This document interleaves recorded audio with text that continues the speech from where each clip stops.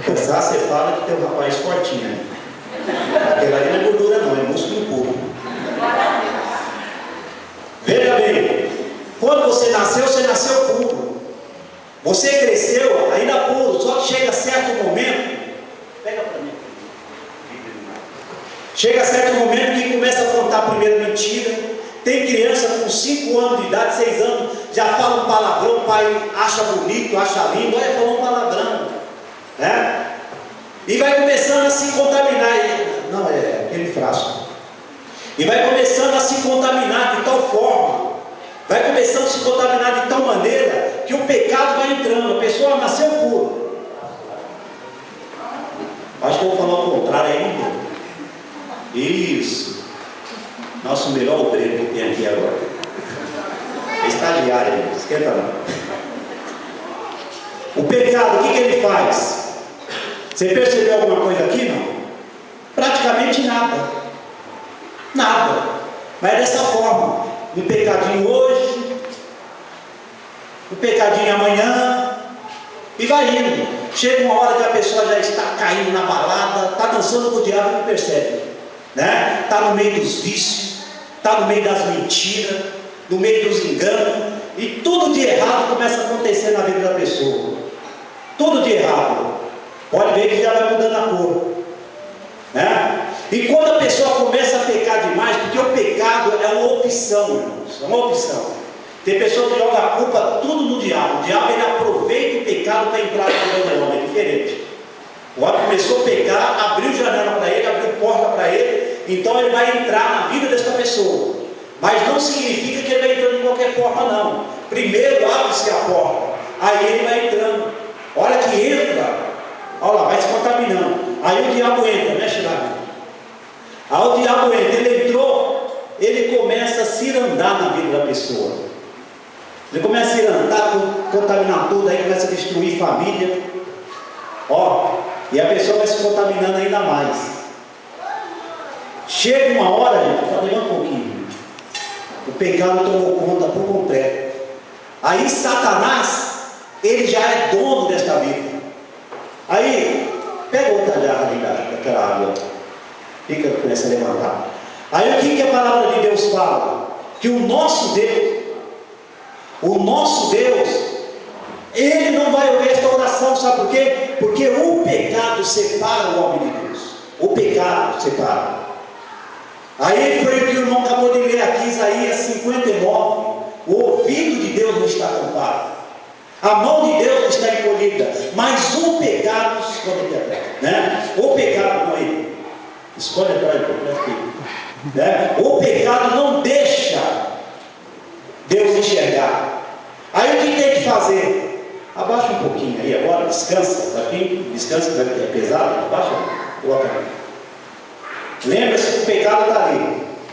A palavra de Deus fala que o povo do Egito, ele começou a pecar, começou a errar, e começou a ser escravizado por Satanás, porque o homem é assim, quando ele não obedece a Deus, quando ele não obedece ao Senhor, o diabo vem e começa a escravizar.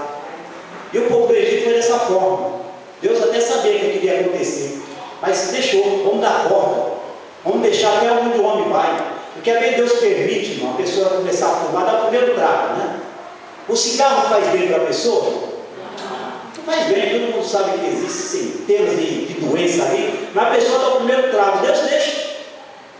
A pessoa dá o segundo, de repente está viciada, aí vai acabando com o pulmão, e a pessoa sabe que está se acabando, Deus deixa, porque a Bíblia fala que Deus, ele permite que o homem seja despedaçado.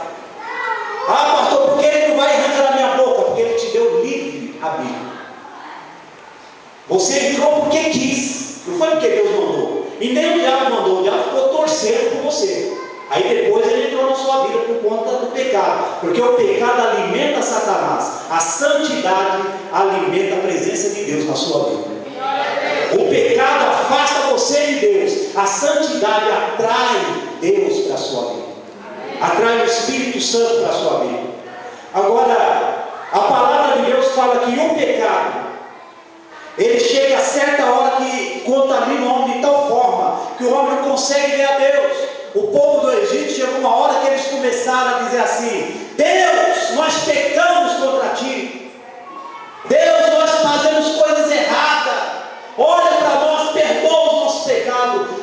eles clamaram pelo perdão do pecado, Deus veio, levantou Moisés e libertou eles da mão de Faraó, porque o nosso Deus é misericordioso. Para Deus chegar na sua vida, o que você tem que fazer? Fala comigo, eu tenho que clamar misericórdia. Fala com mais fé, eu tenho que pedir perdão a Deus. Esses irmãos que foram batizados hoje, sabe o que aconteceu com eles? Eles se arrependeram e Deus entrou na vida deles. Passou a ser uma nova criatura. Agora, olha só, quando você fala, Deus tem misericórdia, fala assim, Deus tem misericórdia na minha vida. Derrama mais forte, fala, Deus tem misericórdia. Ele chegou mais um pouco, fala um pouquinho mais forte.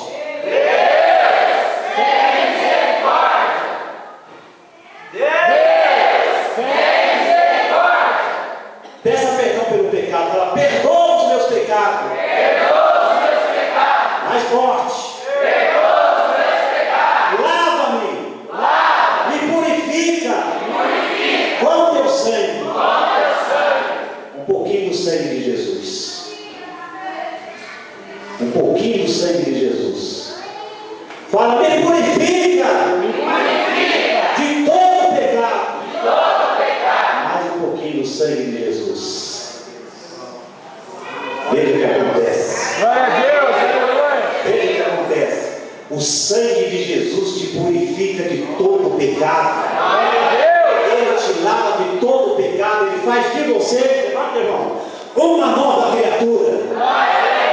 Ainda que o diabo sujou a sua vida, ainda que o diabo escravizou você, colocou você na lama, hora que você clama por misericórdia, o Senhor vem e te purifica. Ele te perdoa. Aí aquele que não podia se aproximar de Deus, agora está bem pertinho de Deus, está bem pertinho do Senhor. E a palavra de Deus fala que agora tudo aquilo que você pedir, Deus vai ouvir. O Senhor Jesus fala, vós estamos em mim, e eu estando em vós, tudo que pediu ao Pai, crendo, receberei. Antes você estava separado, estava longe, antes você vivia uma vida amargurada, cheia de pecado, mas você se tornou um em Cristo Jesus. E Ele vai te ouvir ou não vai, igreja? Ele vai te abençoar ou não vai? Vocês estão entendendo?